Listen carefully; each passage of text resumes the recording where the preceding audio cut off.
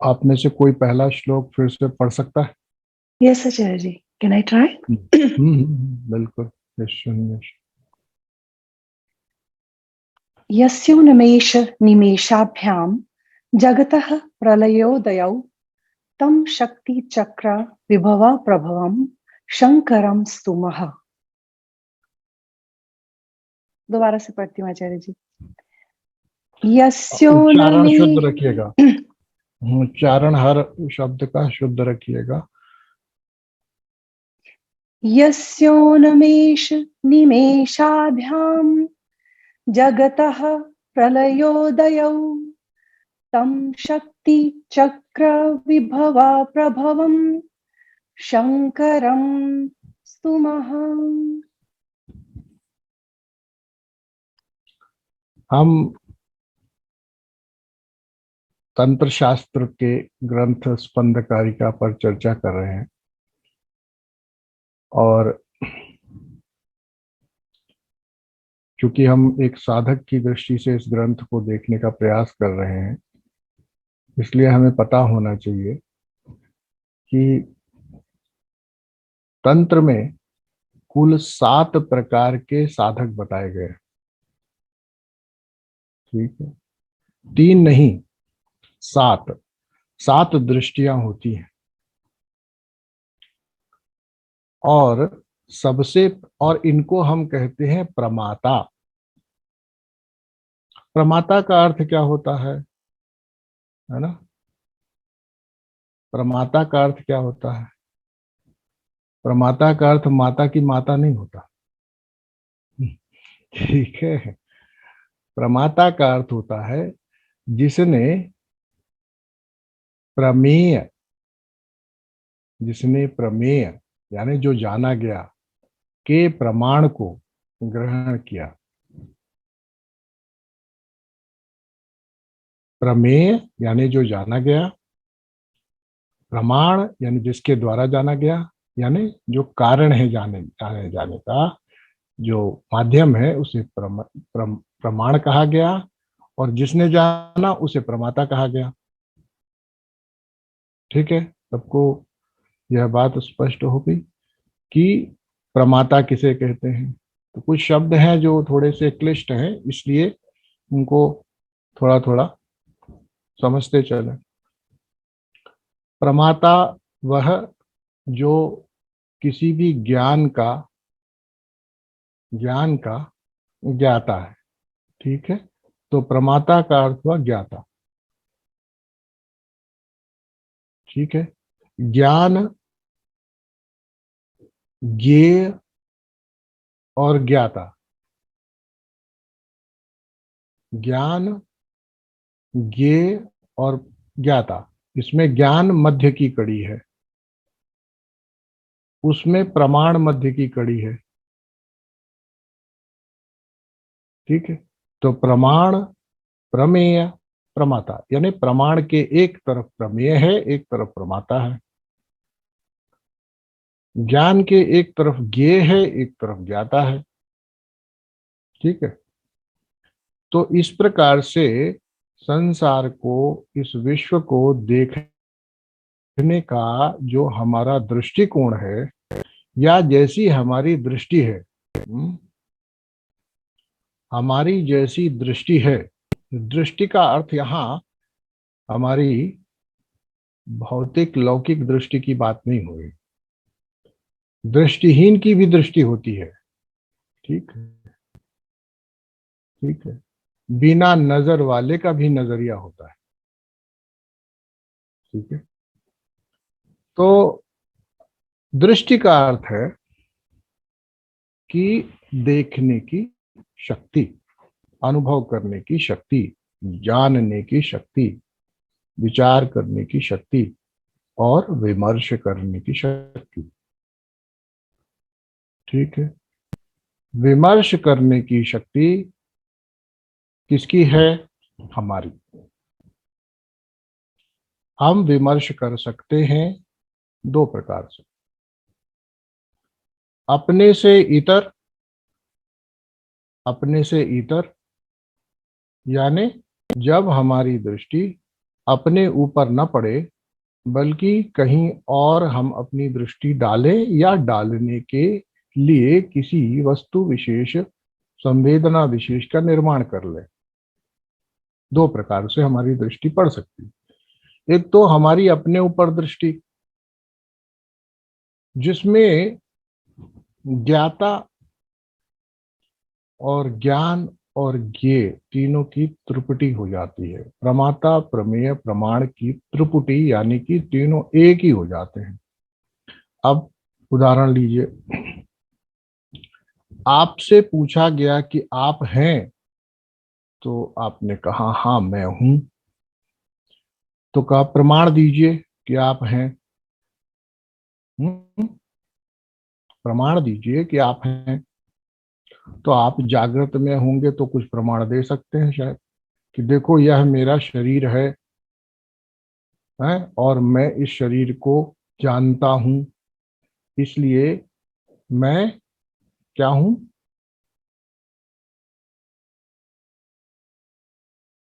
मैं प्रकाशक हूं, मैं दिखा सकता हूं, मैं देख सकता हूं। लेकिन जब यह घटना सुषुप्ति में करेंगे तो उसको भी तो जानते हैं, उसको भी तो जानते हैं। मैंने कुछ नहीं जाना ये जानते हैं, तो जानने पर ही जानने वाला प्रकट हो ऐसा नहीं। कुछ वस्तु जानी जाए तभी जानने वाला प्रकट हो ऐसा नहीं। अब इसके भी इतर है, यानी जब हम अपने ऊपर अपना आत्मविमर्श करते हैं तो यहाँ तीनों एक ही हो जाते हैं। कोई प्रमाण की आवश्यकता नहीं है कि मैं हूं। इसलिए किसी भी व्यक्ति को अपने जीवन काल में कभी भी यह संदेह नहीं प्रकट हो सकता कि मैं हूं या नहीं हूं। अच्छा, अगर ऐसा हो सकता हो कि प्रमाण की आवश्यकता पड़ती हो, तो यह कहा जा सकता है कि फिर तो कभी ज्ञान होगा ही नहीं, क्योंकि जितने भी साधन बताए गए हैं वह प्रमाण निरपेक्ष साधन है। प्रमाण की कोई आवश्यकता ही नहीं है उसमें, बल्कि ऐसा कहा गया कि जो भी जानने के कारण है, यानी मन बुद्धि अहंकार आदि, इन सब को त्यागने के बाद ही कुछ मिलने वाला है। हम्म?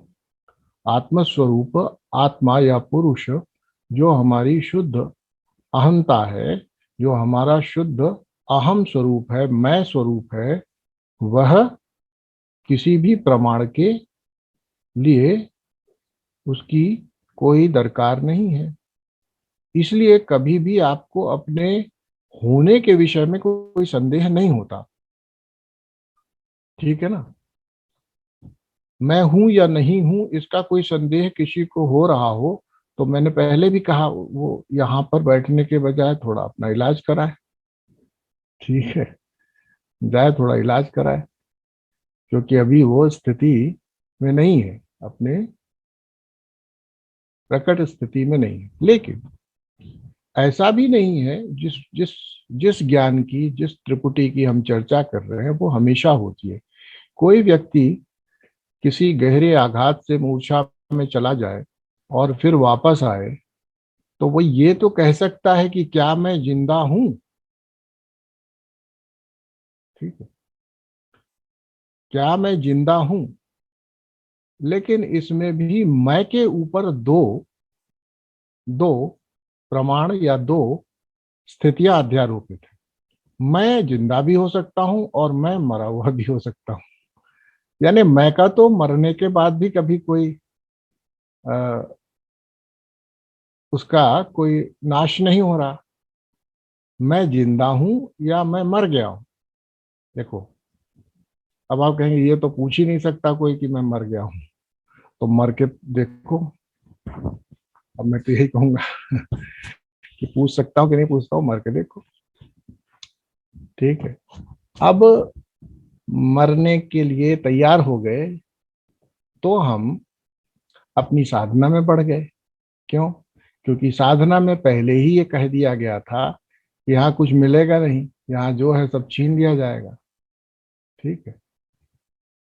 तो जब मरने के लिए तैयार हो गए, अपने अहंकार को तिरोहित करने के तैयार हो गए, तो हम मर गए। देखो, इस बात को समझो। ये मैं का जो अभी चर्चा कर रहे हैं और जो दृष्टि है हमारी, वो अपने अहंकार के ही रंग हैं। अपने अहंकार के ही रंग हैं। जो 7 प्रकार के प्रमाता बताए गए हैं, वो 7 प्रकार के अहंकारों के ही रंग हैं, ऐसा कहा जाए। ठीक। मैं के, हर मैं अलग अलग रंग का होता है। तो जो सबसे बढ़िया वाला होता है उसको कहते हैं सकल प्रमाता। ठीक है। सकल, सकल प्रमाता। यह सकल प्रमाता है, वह प्रमाता है जिसके पास बहुत सारा भंडार होता है सब चीजों का। वो खाली नहीं रहता। उसकी 3 झोलियां होती हैं और 3 झोलियों में ढेर सारा माल भरा रहता है। और उन 3 झोलियों के माल को क्या क्या कहते हैं? कार्ममल, माह्यमल, आणवमल। ये तीनों जिसके पास भरे रहते हैं उनको क्या कहते हैं? सकल प्रमाता। जिसके पास 3 मल, वह सकल प्रमाता। जिसके पास 2 मल, वह दूसरा प्रमाता है, जिसे प्रलयाकल प्रमाता कहते हैं। ठीक है। एक मल कौन सा पहले जाने वाला है? जो भी जाए, जो भी जाए। आपको पता नहीं होगा, हमें ऐसा लगता है कि आणव मल बाद में जाएगा, पर एक्चुअली पहले पहले आणव मल चला जाता, बाद में माह्य मल जाता है।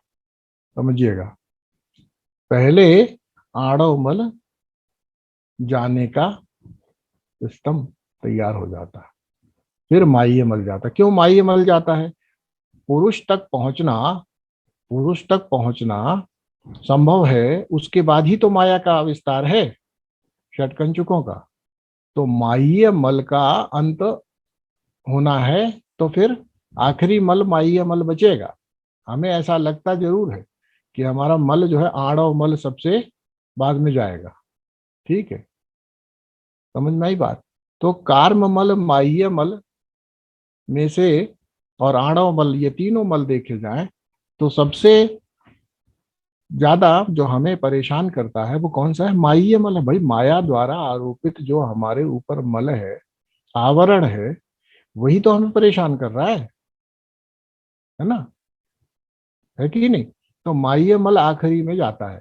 खैर, तो जिसमें 2 मल बचे, एक मल गया, पहले करने का जो रोग है वो जाना चाहिए, है ना? करने का जो मर्ज है, वो रोग है, वो जाना चाहिए। कृत्यता आनी चाहिए कि भाई करना था सो कर लिया, अब करने की खुजली नहीं रही। जब ऐसी व्यवस्था हो जाए तो 2 मल बचेंगे अब। ठीक है। देखो, यह सकल प्रमाता जो होता है, इसको किसी और चीज का ज्यादा ज्ञान नहीं होता, बल्कि यह करने में ही उलझा होता है। करने में ही उलझा होता है। इसको करना ही है कुछ ना कुछ। ना करने दो तो एक नया शब्द निकलता है, उसको कहता है कि मैं बोर हो रहा हूँ। ठीक है। क्योंकि उसको अपनी कंपनी में अपने ही साथ बैठना पसंद नहीं है। क्योंकि वो जैसा है वैसा उसमें बहुत सारी खुजली होती है। ठीक है। किसी को खुजली हो और उसको आप हाथ पैर बांध के बिठा दो, तो उसके लिए बड़ा मुश्किल हो जाएगा कि नहीं, बताओ? है ना? अच्छा, खुजली समाप्त हो जाए इसके लिए खुजाता है। हम्म। पर खुजली भी ऐसी ही होती है कि खुजाने पर और खुजाने का मन करता है। यही समस्या है खुजली की, इसलिए खुजली कहा जाता है इसको। और एक और समस्या है खुजली की, खुजाने में अपना ही खून निकलता है, फिर भी मजा आता रहता है, इसलिए इसको खुजली कह रहे हैं। बाकी धर्मशास्त्र नहीं कहेंगे, हम कह रहे हैं। ठीक है। हम यहाँ पर कह रहे हैं करने की खुजली। पहले इससे जो मुक्त हो गया उसको ही समझ में आएगा कि अब खाली बैठे हैं क्या करें, हैं? तो क्या कहते हैं लोग, खाली बैठे तो क्या करते, खाली भी नहीं बैठ पाते हैं, क्या कहते हैं, आप लोगों को पता होगा कि शुरू करो अंताक्षरी लेकर हरि का नाम, समय बिताने के लिए करना है कुछ काम, लो भाई हो गया। अभी खाली बैठे हैं तो भी खाली समय को भी बिता नहीं पाते। ठीक, जब कुछ करने को नहीं है तो भी करने को ढूंढ लेते, और जो अंताक्षरी में लग गए वो दुनिया के गाने गाते हैं, और जो केवल अक्षरी में लग गए वो अपनी साधना में लग जाते हैं। तो करने की जो हमारी खुजली है उसको हम आसानी से नहीं निकाल पाते हैं। और यह जब हमारी कृतकृत्यता हो जाए करने की, यानी देखो ऐसा सब लोग कहेंगे, सवाल ऐसा भी हो सकता है कि ना करे तो क्या करें, करना तो पड़ता है, करे बिना तो चलता नहीं, ऐसा भी तो हो सकता है आपका सवाल। ठीक है ना, तो ये कहा गया कि करना तो पड़ेगा, खाली तो बैठ नहीं सकते, लेकिन करने की जो हमारी प्रवृत्ति है उसको बीच बीच में हमें देखते रहना चाहिए कि क्या हमें करने की आदत तो नहीं पड़ी जा रही। समस्या करने में नहीं है, बिना किए कुछ होगा भी नहीं, ना तो पेट भरेगा और ना साधना होगी। ठीक है, करना ही पड़ता है, लेकिन जब करने की आदत लग जाए वह समस्या है, बिना किए रह नहीं सके। ठीक है ना बात, बिना किए रह न सके इसका मतलब करने की प्रवृत्ति आ गई, अब हो ना हो वो कुछ ना कुछ करेगा। ठीक, पहले उससे छूटना होता है। तो सकल प्रमाता को एक मल तो छोड़ करके आगे बढ़ना पड़ता है, तभी साधक का उदय होता है। अच्छा, साधक का उदय तो सकल प्रमाता रहते भी होता है, लेकिन कब होता है, जब उसको सत्संग मिलता है और बार बार उसको सुनने को मिलता है कि हमारे करने से भी कुछ होना नहीं, तब उसको धीरे धीरे ज्ञान हो सकता है कि करने से भी क्या फायदा है। सकल प्रमाता के लिए भी मौका है, क्यों है, कैसे है, सत्संग करे। और अगर वो जो है सत्संग ना करे और ऐसे कंसल्टेंट्स के बीच में बैठे जो करने के बारे में बात करते हो, तो फिर तो वो करता ही रहेगा, कभी नहीं उसका सकल प्रमाता का कभी नहीं ख्याल आएगा। उसको लगेगा कि बहुत करना है, बहुत करना है, बहुत करना है। तो पहला हो गया सकल प्रमाता, दूसरा हो गया प्रलयाकल प्रमाता, जिसमें दो मल बचे। अब जिसमें एक मल बचा, अभी उसको कहते हैं विज्ञानाकल प्रमाता। क्या बोलते हैं, विज्ञानाकल प्रमाता। अब यह प्रमाता जो है, जो विज्ञानाकल प्रमाता है, यह वास्तव में वहां पर पहुंचा जहां पर वह अब विज्ञान विज्ञान से काम करेगा, ज्ञान से नहीं। यानी अब यह ज्ञानम बंध को समझने में समर्थ होगा। क्या कब होगा, जब उसके दो मल कम हो जाएंगे या क्षीण हो जाएंगे, ऐसा भी नहीं कह सकते कि समाप्त हो जाए, जरूरत भी नहीं है, लेश मात्र रहना ही पड़ेगा उसको।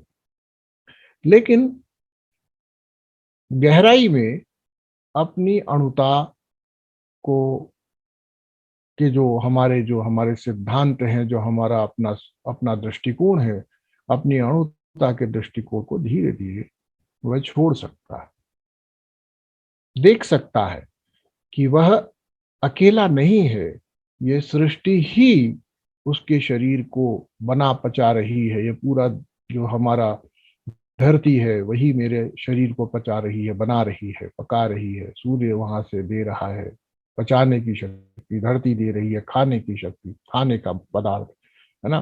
दूर दूर तक अपने शरीर का विस्तार देख सकता है। और यह भी देख सकता है कि जैसे मैं अपने जीवन में शांति चाहता हूं वैसा सभी चाहते हैं। ना मैं जानता हूं कि मैं कौन हूं, ना दूसरे जानते हैं कि वो कौन है। क्या पता दोनों एक ही हों। अरे भाई, प्रश्न करो तो ऐसा पहुंच सकते हो। सही दिशा में चिंतन करो तो ऐसा भी पहुंच सकते हो। भाई तुम नहीं जानते तुम कौन हो, मैं नहीं जानता मैं कौन हूं, है फिर, है ना। क्योंकि हम कुंभ के मेले में खो गए थे, ठीक, फिर मिले, फिर कहा अच्छा तुम्हारे हाथ पे यहाँ पर तिल है, अरे मेरे भी तिल है, अरे अरे हम तो एक दूसरे के भाई हैं। देखो नई आइडेंटिटी निकली ना। कैसे निकली? तुम नहीं जानते तुम कौन हो, हम नहीं जानते हम कौन है, हम दोनों एक ही निकले।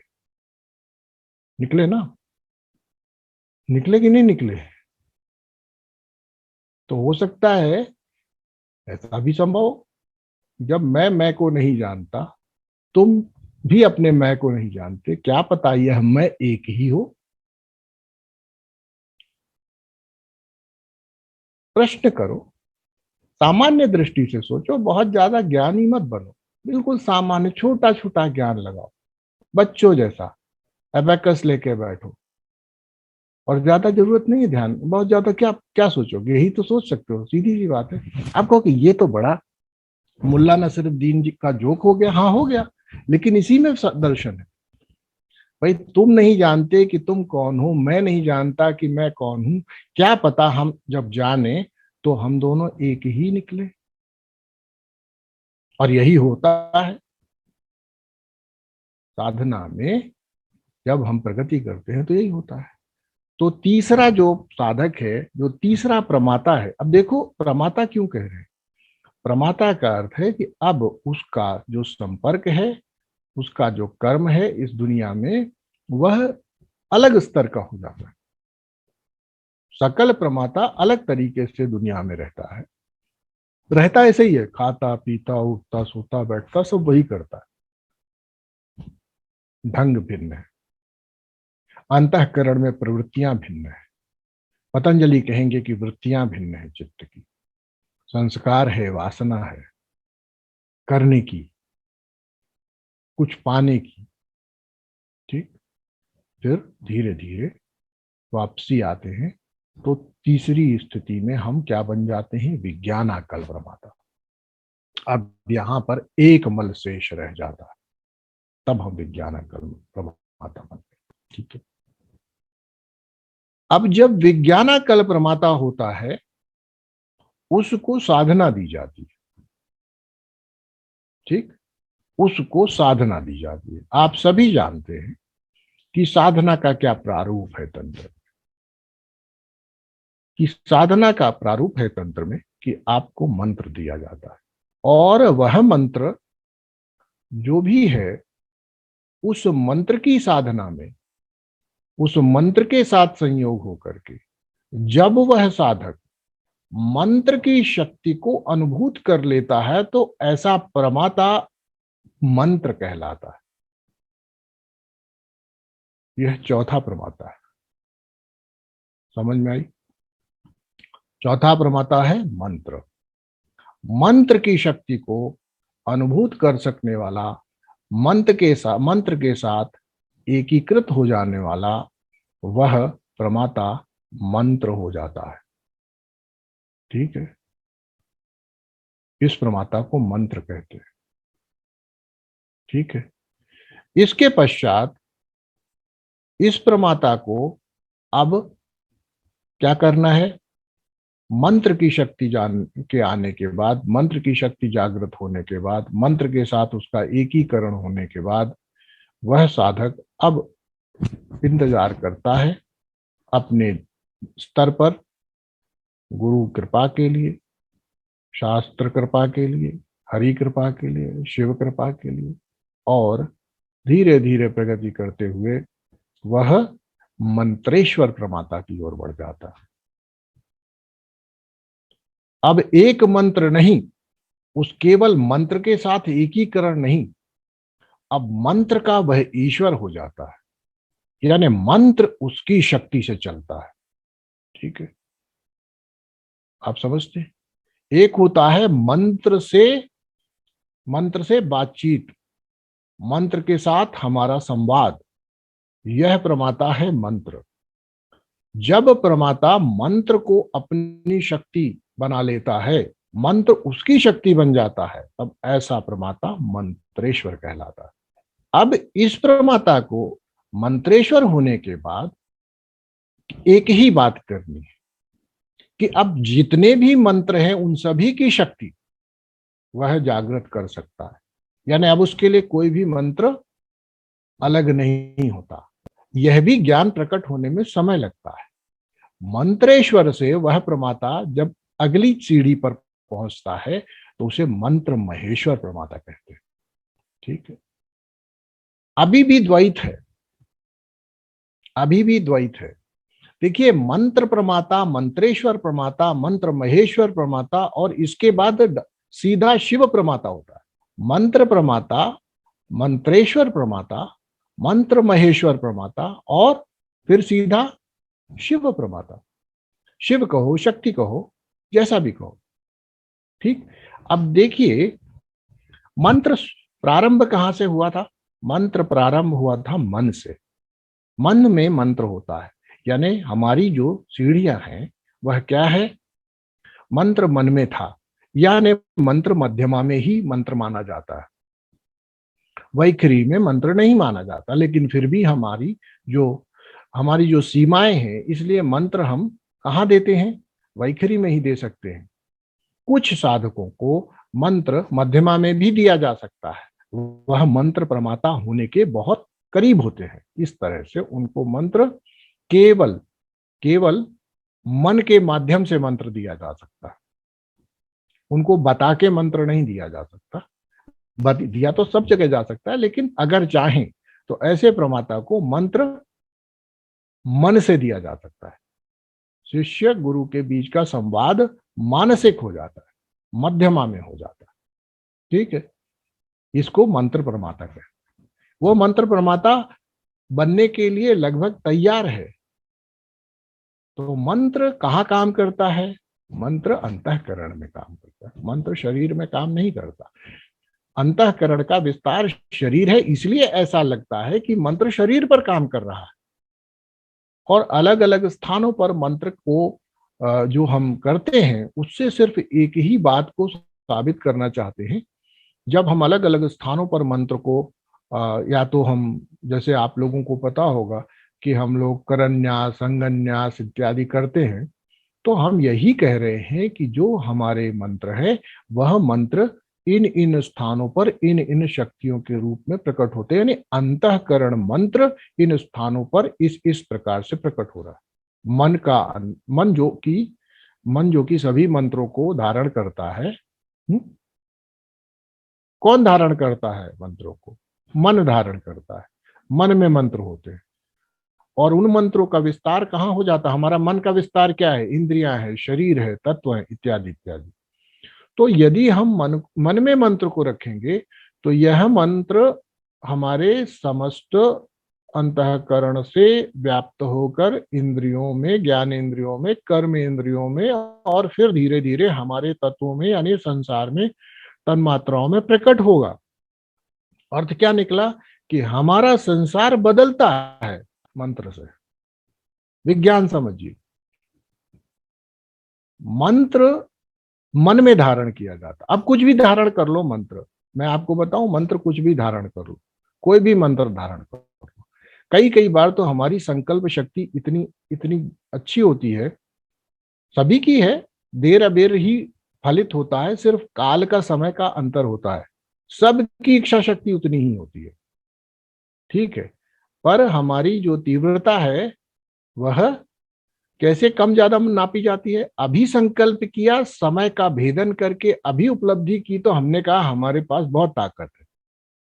अभी इच्छा की, कोई बात नहीं है, 4 जन्म बाद मिल गई तो कोई बात नहीं, ताकत तो फिर भी है ना, संकल्प की ताकत है, लेकिन आत्मशक्ति नहीं है इसमें। ठीक है, यह संकल्प केवल मन के द्वारा लिया गया है। आपने इसमें अपनी शक्ति नहीं डाली है। अभी हम आगे देखेंगे स्पंदकारिका में, जब देखेंगे कि इसमें शक्ति की जब बात करते तो वास्तव में हम ही अंत तो गत्वा हर शक्ति के पीछे है। मंत्र की शक्ति भी हमारी ही शक्ति है, वो हमें पता हो।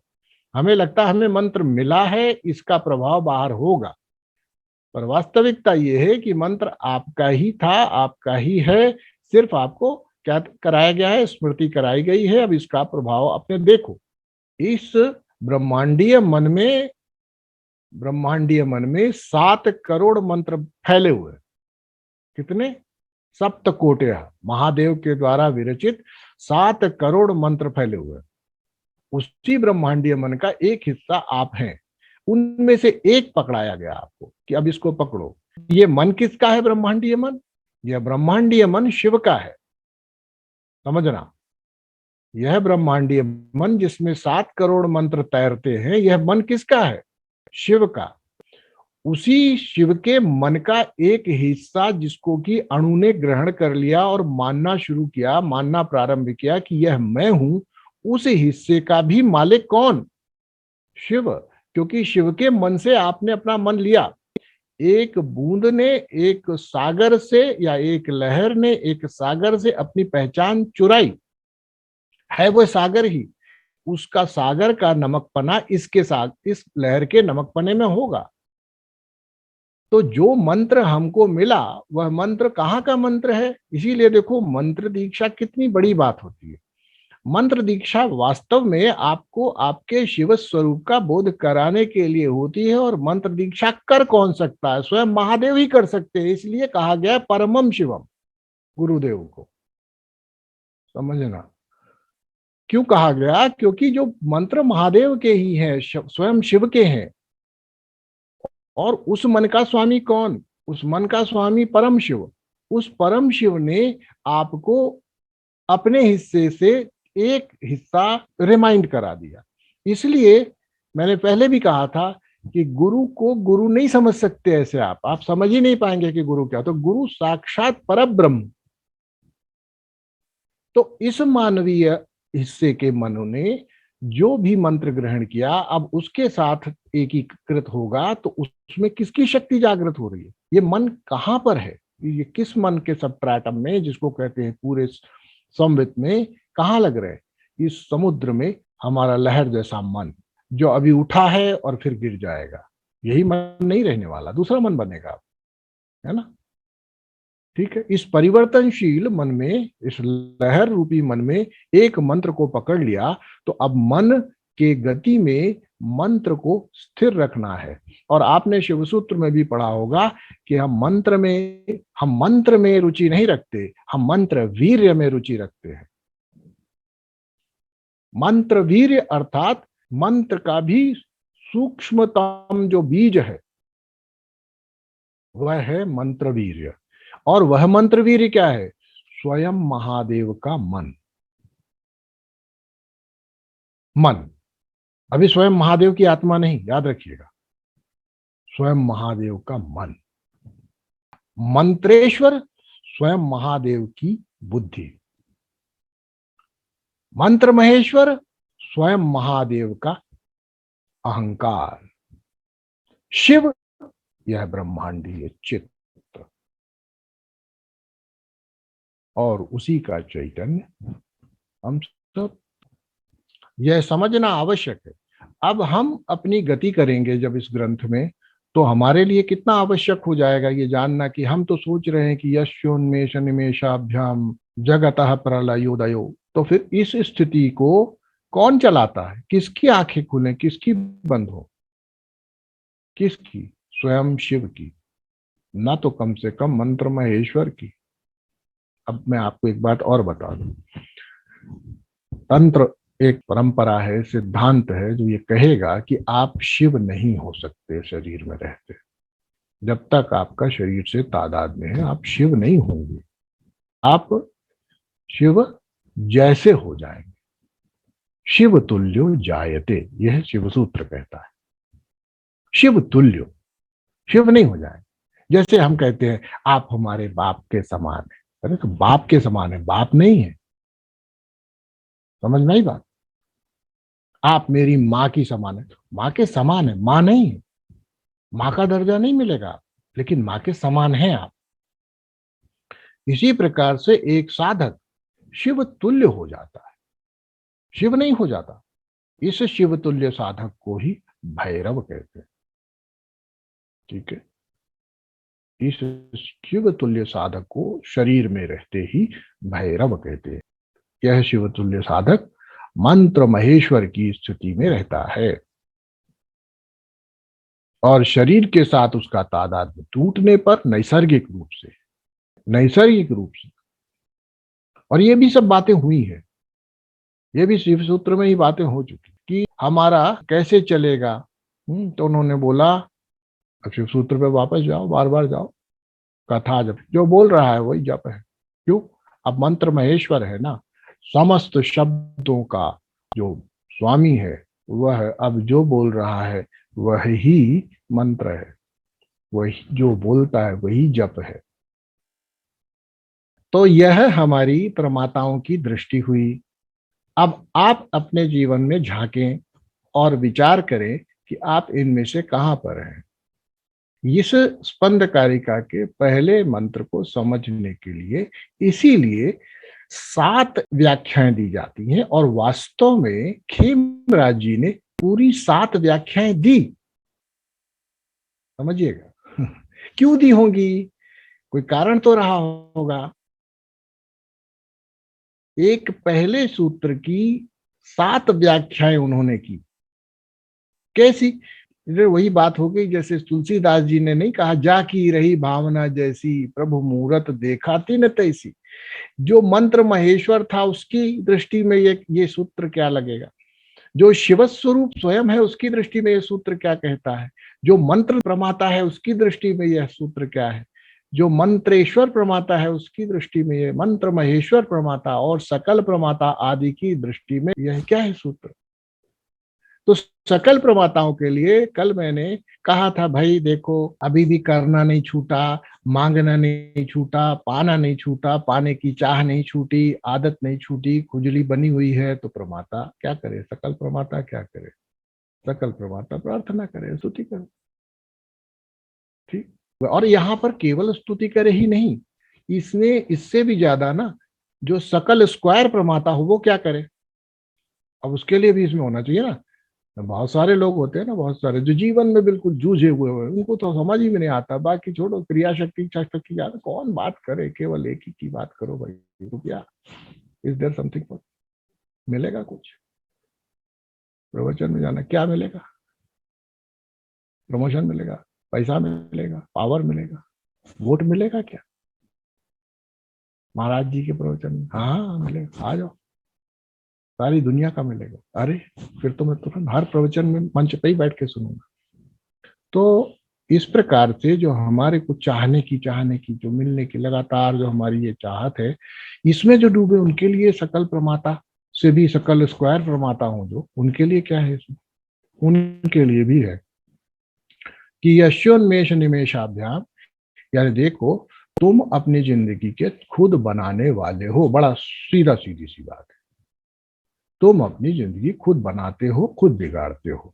एकदम सीधी बात है, इसमें कोई संसार की, कोई शिवत्व की, कोई आत्मा की, कोई चैतन्य की कोई भी बात नहीं हो रही, कोई मंत्र की कोई बात नहीं, सिर्फ इतना कहा जा रहा है। और ये बड़ी अच्छी लगती है हमें बातें सुन के, है ना, कितनी अच्छी लगती है।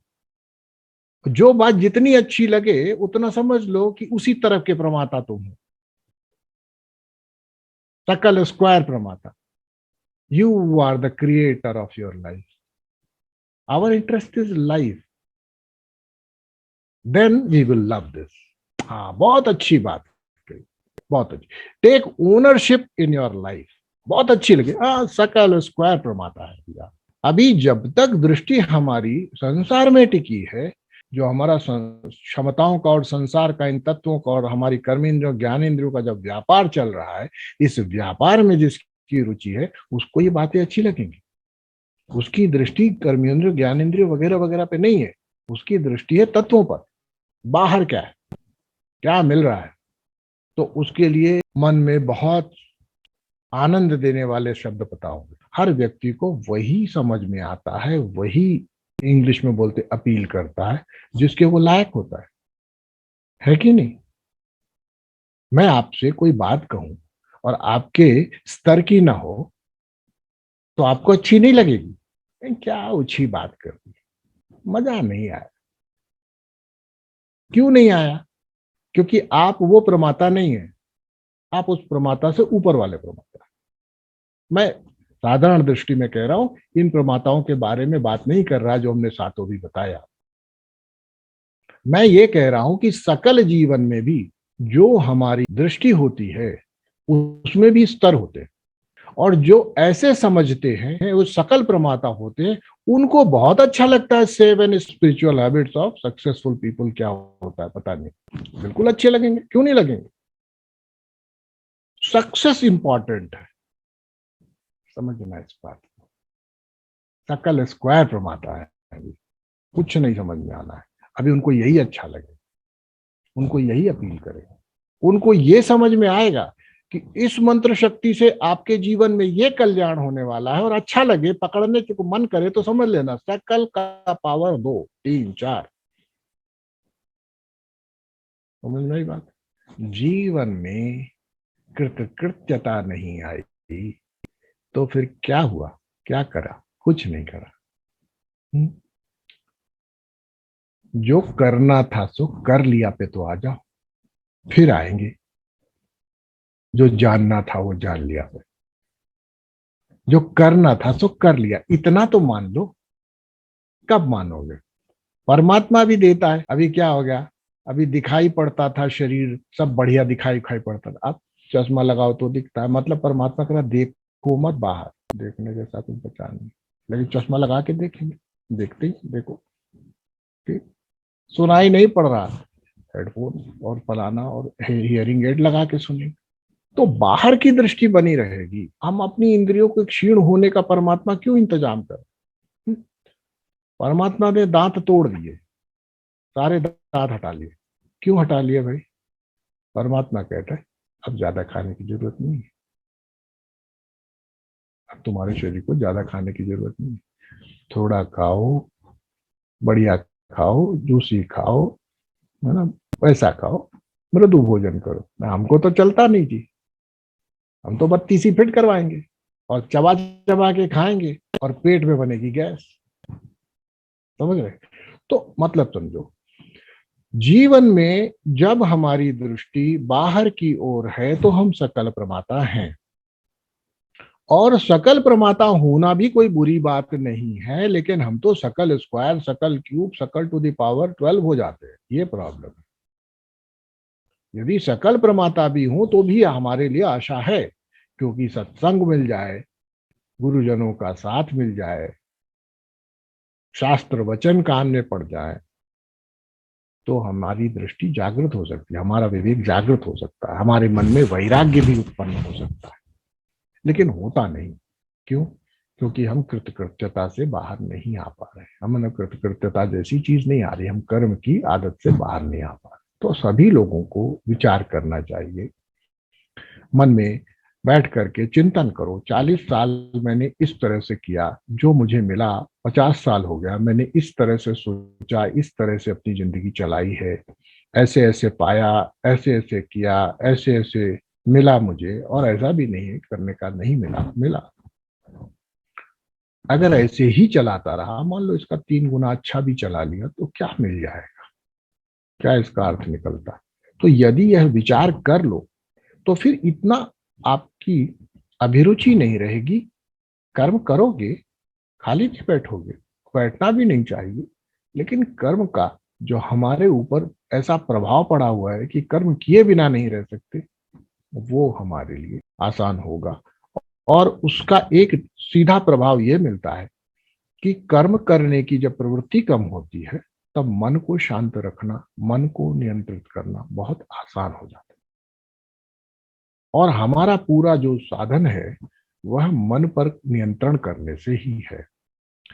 और इसीलिए पतंजलि योग सूत्र में भी जब आप पढ़ते हैं तो पहले उन्होंने कहा है कि सब कर लिया, जीवन को चलाने की पहले तरीके सीख लो, मैंने बहुत शुद्ध और दो शब्दों में, दो टूक, दो सेंटेंसेस में आपको समझाया था पिछली बार नाड़ी शोधन कार्यक्रम में, कि हम अपने जीवन को ऐसा चला लें कि हम किसी के लिए प्रॉब्लम ना हो, दुनिया के लिए मतलब, और दुनिया हमारे लिए प्रॉब्लम ना हो। और तीसरी बात और सर्वोपरि है कि हम अपने लिए भी प्रॉब्लम ना हो। ठीक, तीन स्थितियां हैं। हम किसी के लिए प्रॉब्लम ना हो, हम किसी के लिए समस्या ना हो, कोई हमारे लिए समस्या ना हो, पर तीसरी भी तो समस्या है, हम अपने लिए ही समस्या है। तो हम तीनों से स्थिति से गुजर जाए। आसन का अर्थ यही होता है कि अब हम अपने लिए भी समस्या नहीं है, आसन स्थिर हो जाए। यम नियम वो स्थितियां हैं जहां आप इस तरह से देखते हो कि आप दूसरों के लिए समस्या ना बनो, दूसरे आपके लिए समस्या ना बनो। यम नियम। आसन, अब आसन में जो बैठ सका इसका मतलब वो खुद के लिए समस्या नहीं है। अब देखो, यही समझना है हमको। यहाँ पर यदि हम अपने अंदर कर्तव्य को करने को रुचि देते रहेंगे तो हमारी हमेशा ये स्थिति रहेगी कि हम बैठेंगे, ध्यान करेंगे, मन को एकाग्र करने की व्यवस्थाएं बनाएंगे, तो मन हमारा साथ नहीं देगा, मन भागेगा, मन कहेगा करना बहुत कुछ है, क्या बैठे हो हाथ में हाथ धरे ज्ञान मुद्रा बनाए, कौन सा ज्ञान मिल जाने वाला है। चलो वो डील मिल सकती है, ज्ञान वान मिलेगा गारंटी नहीं है, मन बहाने बताएगा। अब ऐसे मन को स्थिर करना बड़ा कठिन है, बहुत कठिन है। तो हमको सोचना चाहिए, विचार करना चाहिए, अपने जीवन पर विचार करिए, यस्योन्मेष निमेषाभ्याम से विचार करिए कि हमने अपनी जिंदगी में अभी तक जो बनाया वो हमने बनाया, इसमें आनंद का परसेंटेज कितना है, इसमें प्रतिशत क्या है आनंद का, इसमें शांति का प्रतिशत क्या है, और इसी तरीके से हम आगे बनाते भी रहेंगे तो कितनी शांति प्राप्त होगी। क्या ये जो विधा हमने चुनी है, जिस दिशा में हम चलते हैं, या जो हमने अपनी तकनीक ली है, जो हमारा स्टाइल है, क्या ये हमारे को शांति दे रहा है? तो कहेगा नहीं दे रहा भाई, नहीं दे रहा तो क्यों लगे पड़े हो, वापस आओ, कुछ नया करो। इस नए करने को ही हमारे यहाँ कहा जाता है वानप्रस्थ। अभी विचार विमर्श कर रहे हैं, हम बैठे हुए हैं, जंगल की तरफ मुंह कर लिया, क्योंकि अब दुनिया में कुछ दिखता नहीं करने, समझ में आ गया, दुनिया में करके हमने देख लिया यही मिलेगा। तो ठीक, हमने जिनको सोचा था कि राम लक्ष्मण भरत शत्रुघ्न बनेंगे, वो कबूतर बन गए। सोचा था कि पूरी जो है हमारी अयोध्या में हमारा राज होगा, चल बसे, पोते को खिलाएंगे। कुछ समस्याएं हैं, देख लिया है, जीवन समझ लिया कि हमारे माता पिता को देख लिया, हमने अपने को देख लिया। थोड़ा आप लकी होगे, थोड़ा सा और पौरुषवान रहे होगे, तो हो सकता है आने वाले समय में अपने बच्चों को भी देख लो। और ऐसा होता ही है, जब तक इस उम्र में व्यक्ति पहुंचे तो उसको ये भी दिखने लगता है कि हाँ यही समस्या से तो वो भी जूझ रहे हैं, 3 पीढ़ी दिख गई, अब क्या अभी भी होप है, अभी भी आशा है, तीसरी में भी नहीं आशा आई तो फिर क्या है भाई, फिर तो आप कौन से शिरोमणि अब कह नहीं सकते। ठीक है ना? तो ये हम करें। अब वापस सूत्र पर चलते हैं। मैंने कहा था ये साधना परक ग्रंथ है, इसमें साधना की बातें होंगी, ग्रंथ तो समझ में आएगा नहीं, क्योंकि देख लो 7 तरीके से यह ग्रंथ समझा जा सकता है। अब मेरी तो स्थिति नहीं कि मैं 7 तरीके से आपको समझाऊं, और ना आपकी स्थिति है कि आप 7 तरीके से समझो। सकल प्रमाता हो या मंत्रेश्वर प्रमाता हो, आप डिसाइड कर लो, या मंत्र प्रमाता हो, उसी हिसाब से ये समझ में आएगा।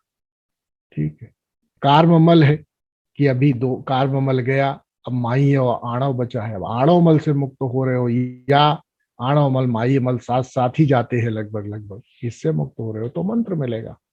मंत्र आ गए, अब मंत्र से बात कर सकते हैं, मंत्र प्रमाता से यहाँ पर समझ गहरी हो सकती है। तो अपनी एलिजिबिलिटी बढ़ाइए, यहाँ रिजर्वेशन नहीं है, ये स्पिरिचुअलिटी है, यहाँ रिजर्वेशन नहीं मिलता है, कोटा सिस्टम नहीं है, यहाँ कोटा नहीं चलता। चाहे आप क्यों नहीं, आप महाराष्ट्र से आते हो, कोई फर्क नहीं पड़ता। ठीक, कभी जाट कम्युनिटी से आते हो, फर्क नहीं पड़ता। यहाँ नॉर्थ ईस्ट से आते हो, कोई फर्क, कोई स्पेशल स्टेटस नहीं, आपको ये करना ही पड़ेगा, अर्हता, अधिकारी बनना पड़ेगा। चलिए, तो चर्चा कर लेते हैं और अपनी कारिका पर, यस्योन्मेष निमेषाभ्याम जगतः प्रलयोदयो, जगतः प्रलयोदयो। ये क्या समस्या होगी? क्या यहां पर ग्रंथकार ने कुछ गलती कर दी क्या? यहां पे ग्रंथकार ने कुछ गलती कर दी क्या? ग्रंथकार ने गलती ये कर दी कि यस्योन्मेष निमेषाभ्याम, उन्मेष के साथ पहले प्रलय ले लिया और निमेष के साथ उदय ले लिया। ये तो बड़ी समस्या होगी। कहते ना, क्रमशः, क्रमशः, समझने की बात है। यस्योन्मेष निमेषाभ्याम जगतः प्रलयोदयो, कौन से जगत का प्रलय हो रहा है उन्मेष से, और कौन से जगत का उदय हो रहा है निमेष से? यही तो समस्या है। छोटी छोटी सी बातें हैं, सूत्रों में छुपी हैं। जब हम उन्मेष करेंगे तो हमारे जगत का तो प्राकट्य होना चाहिए। ये तो उल्टा कह रहे लग रहा। हालांकि ये कोई भी शिव सूत्र वार्तिककार इसको नहीं पकड़ के बैठा। ये मेरी दृष्टि है, मैं देख लेता हूं तो मैं पकड़ रहा हूं। आखिरकार क्या गलती है? उन्मेष से प्रलय, प्रलय शब्द पहले क्यों कहा? भाई श्लोक ही लिखना था। इतना ज्यादा वो ट्यून बनाने में लगे हुए हैं या कुछ बात मैसेज कहना चाह रहे? विचार करो। ट्यून बनाने में लगे हैं कि नहीं चलो ऐसे बनता, प्रलयोदय बनता, बना दो सर खुजा के। अरे नहीं भाई, ये ग्रंथ है, ये कारिकाएं हैं, इसमें कोई भी कॉमा फुल स्टॉप भी बिना मतलब नहीं लगता। यहां हेरा फेरी नहीं चलती। यहाँ जोड़ जोड़ के मात्रा नहीं बिठाई जाती कि नहीं नहीं बन रहा है, अच्छा गाना नहीं बन रहा है तो तातुन तुन्ना जोड़ दो बीच में। दादिन निन्ना गा दो। यहाँ पे ऐसा कुछ नहीं बन। ऐसा करो, इस यहाँ तक लाएंगे, इसके बाद हम कोरस में गवा देंगे दादिन निन्ना, गाना बन जाएगा। हाँ हाँ ठीक है, एग्री करके। ये नहीं है, यहाँ मीटर नहीं मैच किए जा रहे। कोई ना कोई कारण होगा, विचार करने के का विषय है कि उन्मेष के साथ प्रलय और निमेष के साथ उदय, बात दोनों में वही है। जिसके उन्मेष और निमेष से उदय होता है। देखो अब इसको सकल प्रमाता की दृष्टि से देखें। उन्मेष के साथ प्रलय यदि उसे दिख जाए तो कितनी बड़ी बात है। यदि आंखें खुलते ही जगत में प्रलय दिखाई पड़ने लगे, तब उसका निमेष होगा और उस सच्चे विश्व का, व्यक्तित्व का, सच्चे व्यक्ति का उदय होगा, उसका जन्म होगा। होगा कि नहीं होगा? आंखें खुलते ही प्रलय दिखाई पड़े जीवन में, अरे यहां तो प्रलय ही प्रलय चल रहा है। ये बात भी समझने जैसी है। कहते हैं कि भगवान शिव जब नेत्र खोलते हैं तो प्रलय होती है, तो बिल्कुल ठीक लिखा है। तब तो बिल्कुल ठीक लिखा है, नेत्र खोलने से ही प्रलय होती है। यस्योन्मेष निमेषाभ्याम जगतः प्रलयोदयो, पहले उन्मेष होते ही, आंखें खुलते ही प्रलय हो जाती। अब शिव प्रमाता की दृष्टि से देखो, यह जगत जो उन्होंने आंख मूंद के रचा है, यह जगत जो उन्होंने आंख मूंद के रचा है, आंख मूंद के ही तो रचा है। क्यों? क्योंकि उन्होंने तो अपने आप को अंधकार में डाल करके इस जगत का निर्माण किया है या नहीं किया? तो शिव प्रमाता की दृष्टि से जैसे ही शिव का यह उन्मेष होगा, जगत नष्ट हो जाएगा, यह जगत बचेगा ही नहीं। कैसे बच सकता है? उन्होंने देख लिया कि यह जगत है ही नहीं, यह मैं ही हूं।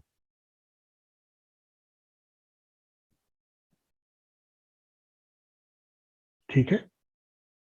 और जैसे ही आंख बंद हो जाएगी दोबारा उदय हो जाएगा। क्यों? आंख बंद करने पे, जैसे कहते ना, क्लास में बैठा टीचर अगर आंखें बंद कर ले तो क्लास में क्या होने लगता है? हल्ला मचने लगता है, शोर मचने लगता है, चेचे पोपो चलने लगती है, इधर की बॉल उधर जाने लगती है कागज की, फिर चालू हो जाएगा। शिव की दृष्टि यदि पड़ जाए तो जगत पे कहीं कुछ ऐसा बचेगा जो उससे इतर होगा? बिल्कुल हो नहीं सकता। अब ये शिव है और शिव का सृष्टि उनसे अलग होगी क्या? सृष्टि का अंत तुरंत, शिव की दृष्टि खुलते ही प्रलय होती है। अभी आप लोगों ने बड़ा सीधा सीधा समझा था, हाँ हाँ ठीक है, ओ खुलेगा तो प्रकट हो जाएगा और जब बंद होगा तो खत्म। कहाँ हो रहा है? आप ही देख लो, आप ही देख लो, ग्रंथ में है लिखा। मैं तो कुछ बना नहीं रहा अपने से। ऐसा ही ये 9वीं शताब्दी 10वीं शताब्दी से मिला है ग्रंथ। 1200 साल हो गए, 1300 साल होने आ रहे। प्रलय उदय, दृष्टि खुलने पर प्रलय होती है, होगी ही। दृष्टि खुलना अर्थात सत्य का ज्ञान होना, जागृत हो जाना। जागृत होते ही यह विश्व नहीं बचेगा, बचेगा भी कैसे? विश्व है ही नहीं, मेरा ही विस्तार है। और आंखें बंद करने का अर्थ ही यही होता है कि मूंद ली आंखें। कहते हैं ना, अब मैंने तो इनकी ओर से आंखें ही मूंद ली। लोग कहते हैं अब तो मैंने इनकी तरफ से आंखें मूंद ली। कुछ भी करे, क्या कर सकते हैं? आंखें मूंद ली, आंखें मूंद ली तो व्यापार शुरू हो गया। शायद आंखें खुली में न चलता, और जब चला आंखों के पीछे ही चला, यानी आंखें बंद होने का ही अभ्यास रहा वहां। तो इस बात को समझना चाहिए कि शिव की दृष्टि, शिव का उन्मेष प्रलयकारी साबित हो रहा है यहां पर, सृष्टिकारी तो नहीं साबित हो रहा। लेकिन बात बिल्कुल पते की कही जा रही है। सकल प्रमाता की दृष्टि से क्या हो रहा है? सकल प्रमाता को तो आंख खोलने पे ही उसका विश्व बना हुआ दिखाई पड़ता है। उसको कहां लगता है कि विश्व में संहार हो रहा है? उसको कहां लगता है कि विश्व में प्रलय चल रही है? उसको कहां विश्व गायब हो जाता है? उसका विश्व तो प्रकट होता है उन्मेष के साथ, निमेष के साथ। कैसे हो रहा है? अगर हो जाए तो ये संभावना है साधना की। सकल प्रमाता के लिए यह संभावना है साधना की। साधना में ये थोड़ो ना तो आपकी हिस्ट्री और ज्योग्राफी थोड़ो लिखने के लिए यहां बैठे सकल प्रमाता की। सकल प्रमाता को रास्ता बताने के लिए ग्रंथ लिखा जा रहा है। ये कहा गया कि सकल प्रमाता को भी ऐसा ही विचार करना चाहिए। जगत में जब दृष्टि को खोले तो उसको यह सृष्टि नहीं प्रलय दिखाई पड़नी चाहिए। बहुत सीरियस हो गए आप लोग, इतना सीरियस मत हो जाओ। मैं बार बार कहता हूं, सीरियस लोग हॉस्पिटल पहुंचते, हंसते खेलते समझ लो, बाकी कुछ नहीं करना है। इधर लेना एक ना देना दो, बस समझ लो, आनंद में रहो और बस चलते बनो। यहाँ कुछ ज्यादा लेना देना नहीं किसी से। और चले जाएंगे तो कुछ भी नहीं होने वाला, ये भी मत समझ लेना कि कोई राष्ट्रीय शोक घोषित होने वाला है। और हो भी जाएगा तो मैं पूछूं अगर आपसे कि आखिरी बार राष्ट्रीय शोक कब हुआ था आपके देश में या जहां भी रहते हो, तो आपको ही नहीं याद होगा। तो कौन जानता किसको क्या बनाने के चक्कर में पड़े हो, किसको क्या साबित करने के चक्कर में पड़े हो। इस नश्वर जगत में किसको क्या साबित करना चाह रहे हो? यहां साबित करने के चक्कर में जिंदगी जी रहे हो या तत्व को खोजने के लिए जी रहे हो? अगर साबित करने के मर्ज में लगे रहोगे तो जिंदगी चलेगी नहीं उस दिशा में जिसमें सोचते हो, यहां बैठ करके कल्पना कर रहे हो, दिवा स्वप्न देख रहे हैं कि हाँ हो जाएगा, कभी ज्ञान भी हो जाएगा। कभी नहीं होगा। क्यों? तुम तो बनता हो, संता कब हो? बनते ही तो जा रहे हो। मैं ये बन के दिखा दूंगा, मैं वो बन के दिखा दूंगा, रोज चैलेंज करते हो। नहीं, ये आज ऐसा बोल दिया मेरे को, मैं कल से ऐसा कह करके दिखा दूंगा। क्या? मैं बनता जी, रुको रुको रुको 2 मिनट। क्या प्रूव कर रहे हो? सारी जिंदगी ऐसे ही नौटंकी चलती रहेगी, अंत में कहेंगे पटाक्षेप पर्दा गिरता है, और पर्दा गिरता है ऐसे लिखा जाएगा। खत्म हो गया। क्या जिंदगी भर बन रहे थे? क्या बन रहे थे? अच्छा बन रहे थे। अच्छा अच्छा बन गए? नहीं, बनते तो रहे वो, लेकिन पता नहीं, उनको तो कभी नहीं लगा कि पूरी तरह से बन पाए। अच्छा ठीक है, तो क्या करेंगे? फिर आएंगे, फिर बनेंगे। यही तो कर रहे हैं आप, अच्छे बनने के चक्कर में पड़े हो। तो मैं आपको बताऊं, ना अच्छा बनने में कोई फायदा है, ना बुरा बनने में कोई फायदा। जैसे हो वैसे ठीक हो। और दूसरी बात, किसी को कुछ भी साबित करने के लिए अगर जिंदगी में कुछ कर रहे हो तो कभी कुछ नहीं कर सकते। You are trying to prove something to someone, इसको इंग्लिश में कहें तो, ठीक है। और वो समवन कोई तुम भी हो खुद तो भी गड़बड़ है। कुछ लोग कहते हैं नहीं, मैं अपने आप को चैलेंज करता हूं। करते रहो भाई, करते रहो चैलेंज, फिर एक दिन चैलेंज आएगा तुम्हारे सामने, उस चैलेंज को तुम नहीं चैलेंज कर सकते। तो जब जिसके सामने वो चैलेंज आ जाता है फिर उसको वो चैलेंज नहीं कर पाता, खत्म हो गया, छुट्टी जी, काल निरंजन लेके चले जाते हैं। आया भाई मेरा वाला है, मेरा वाला शिकार मिला मुझे, ठीक है। ये सत्यलोक का प्राणी नहीं लग रहा है, इसके पास कोई छाप तिलक नहीं दिखाई पड़ रही, इसको पकड़ो, इसको खाओ, इससे पेट भरो, विचार करो। और अभी तो हम केवल पहले ही श्लोक के, पहली ही कारिका के पहले ही वाक्य पर टिके हुए हैं, यश्योन्मेष निमेषाभ्याम। अगर पहले श्लोक को ले, शंकरम स्तुमः, ये तो दूसरी लाइन में आ रहा है, अभी तो पहली लाइन में ही है। और जगत का उदय हो रहा है, प्रलय हो रहा है। आप लोगों ने जरा ध्यान दिया कभी इसमें ध्यान दिया? कारिका आप लोगों ने, बहुत लोगों ने स्पंद कारिका पढ़ ली होगी, क्योंकि यहाँ मैं बोलता हूँ वहां वो खरीद के आ जाती है। कौन से, कोई कोई जू के लिए आता है, कोई बहुत सारे लोग ले आते, कोई भारती के लिए आते, कोई बनर्जी के लिए आते, कोई चटर्जी के लिए, पढ़ना चालू हो जाता, कुछ नहीं ज्ञान मिलता। इसीलिए कहा जाता है शास्त्रों को सुनना चाहिए, शास्त्रों को पढ़ना नहीं चाहिए। पढ़ने से कुछ नहीं होता, कितना भी पढ़ो कुछ नहीं होना, सुनो, इसी को स्वाध्याय बोलते हैं, ठीक है। स्वाध्याय मतलब स्वयं से स्वयं को कंफ्यूज करने का, या ये भान, ये अहंकार पैदा कर लेना कि मुझे पता है, इसको कहते हैं स्वाध्याय। साधारण भाषा, साधारण व्यक्ति के लिए स्वाध्याय यही होता है, कंफ्यूज हो। और सच बात यह है, स्वाध्याय किस लिए किया जाता है मालूम है? कि गुरु जी की जरूरत पड़े।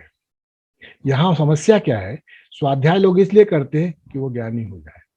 स्वाध्याय करने पर संदेह होना चाहिए, संदेह का निवारण के लिए गुरु के पास जाना चाहिए। उल्टा सिस्टम होता है यहाँ स्वाध्याय का मतलब, अरे हम तो ज्ञानी हो गए, यशोन्मेष निमेषा, अब हमें पता है जी, हमें पता है, हम तो ज्ञानी हो गए। जिसे अपने अध्ययन करने पर, शास्त्र पर संदेह नहीं होते, प्रश्न नहीं उठते, समझ लो उसने स्वाध्याय किया ही नहीं। याद रखो, ये नियम बता रहा हूं, ये हमारे पूज्य पिताजी कहते थे, ठीक है।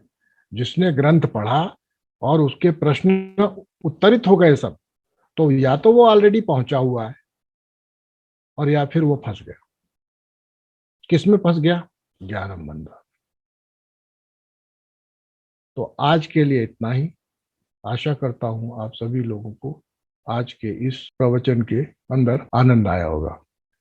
बहुत बहुत धन्यवाद। आप पूछिए Jhankana ji. Question answered. Thank you, thank you. चलिए, let's pray and then we leave. Shivoham. Shivoham Acharya ji. शिवोहम।